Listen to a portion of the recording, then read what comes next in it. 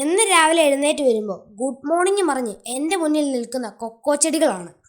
ഇതിൽ ഒരെണ്ണം മാത്രമേ ഉഷാറായിട്ട് കായ്ക്കുന്നുള്ളൂ. കൊക്കോക്ക തിന്നാനായിട്ട് ഇപ്പോൾ പഴയ പോലെ അണ്ണാന്മാരൊന്നും ഈ വഴിക്ക് വരാറില്ല.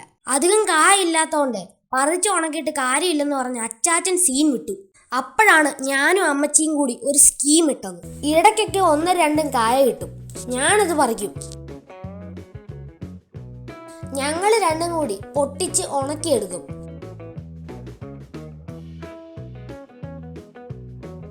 ഇപ്പൊ നല്ല കട്ട വെയിലായതുകൊണ്ട് 3-4 മാസം കഴിഞ്ഞപ്പോൾ കളക്ഷൻ ഇത്രയായി. ഇന്നത്തെ പത്രത്തിൽ ഉണങ്ങിയ കൊക്കോ കുരുവിന് വില 520 രൂപയാണ്. ഞാനും അങ്കിളും കൂടി ഇത് കടയിൽ കൊണ്ടുപോയി വിൽക്കാൻ പോവാണ്. അവിടെ ചെല്ലുമ്പോൾ വില ഇച്ചിരി കുറയുമെന്ന് അച്ചാച്ചൻ പറഞ്ഞു. നമ്മുടെ ഐറ്റം തൂക്കി കേട്ടോ, കൃത്യം 1 കിലോ 20 രൂപയുടെ കുറവേ ഉള്ളൂ. 500 രൂപ കിട്ടി. കിട്ടിയ കാശുമായിട്ട് നേരെ പെറ്റ് ഷോപ്പിലോട്ട് വിട്ടു. 2 ലവ് ബേർഡ്സിനെ മേടിച്ചു. 350 രൂപയായി.